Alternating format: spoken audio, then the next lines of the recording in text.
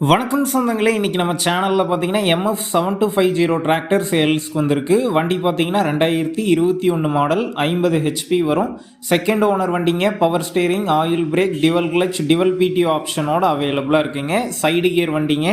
வண்டியோட tyre condition பார்த்தீங்கன்னா 4 டயருமே ஒரு 40% கண்டிஷனில் இருக்குது. வண்டி பார்த்தீங்கன்னா சேரோடின வண்டி தாங்க, இருந்தாலுமே பார்த்தீங்கன்னா தெளிவாக இருக்குது. வண்டியோட ரெஜிஸ்ட்ரேஷன் பார்த்தீங்கன்னா TN73 ரெஜிஸ்ட்ரேஷன். வண்டியில் எந்த ஒரு வேலையும் கிடையாதுங்க.